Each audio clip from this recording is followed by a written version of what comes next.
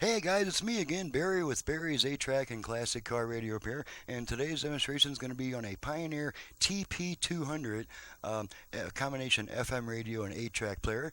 Now the Pioneers, they came out with some really decent stuff, especially the TP9000.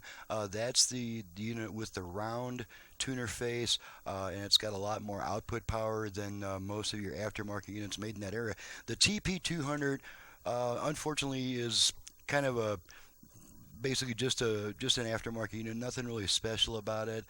The FM reception wasn't fantastic. Not a whole lot of output power, but it's pretty typical of an aftermarket radio 8-track unit of this size. The thinner ones tend to be the more cheaply built ones. So anyway, let's go ahead and turn the radio on. Now this unit, you turn it on either by hitting the FM switch to turn the radio on, or by pushing in a tape, and that turns on the amplifiers and allows the tape to play. We'll go ahead and do the FM first.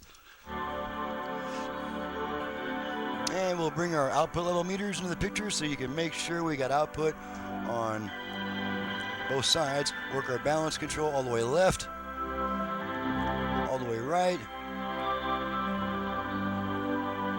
And for the rest of the test, I'm sure you can hear it through both speakers, so we won't need to go back here and just run across a few stations.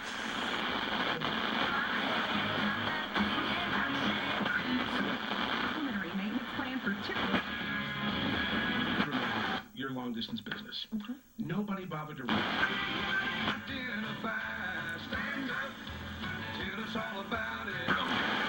Maybe this song will help. Mountains of music at work on the mountain. Okay, so we've got the radio going. Let's go ahead and pop in some Temptations. No. I'm not using popular material anymore due to copyright issues. We're going to listen to some Bonanza guitar. Let's go ahead and get our unit back in the foreground. Pop in some Bonanza guitars. And of course the dial lamp doesn't light anymore when you put a tape in. Let's switch programs.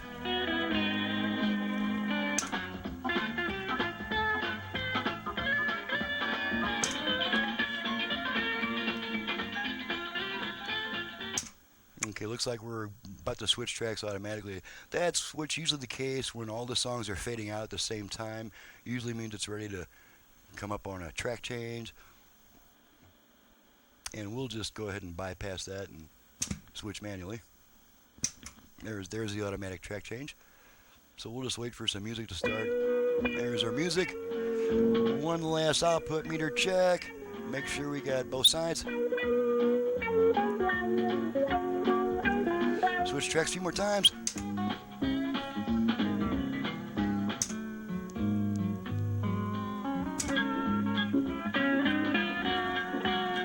Okay, just real quick, we're gonna just for a moment, we're gonna pop in a popular song so we can make sure our speed's correct.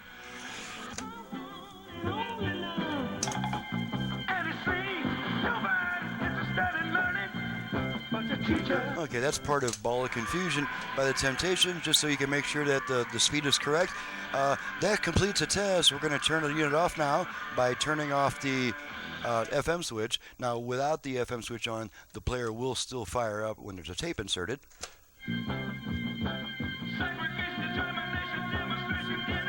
Okay, so we've got that taken care of. Now, just one little extra note about this unit is besides the and also this is a good time to tell you guys what the standard aftermarket color code is.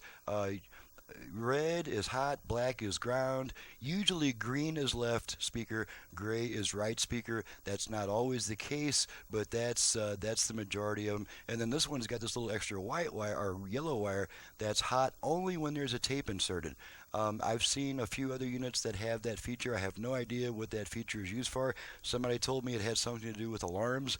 I don't know what significance it would have for only the 8-track to send out a 12-volt signal through a wire, but that's what I've been told. I haven't really been able to determine any other purpose for this wire, except if you want to turn on like an external amplifier or something else automatically anytime there's a tape in.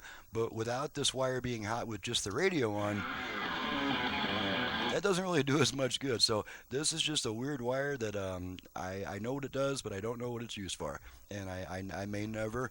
So on that somewhat happy note, I'm Barry with Barry's 8-Track and Classic Car Radio Repair, and if you have an 8-track player either for home or for car use, you can reach me directly at 928-533-9666. I also perform FM conversions on classic car AM radios. I can add Bluetooth, USB reader, aux input, possibly double the number of FM station presets, and digital capability now, and automatic scan features. So there's just a whole lot of cool stuff available with a conversion job. So once again, my website is in the description below. Thank you so much for watching, listening, and we'll see you next time.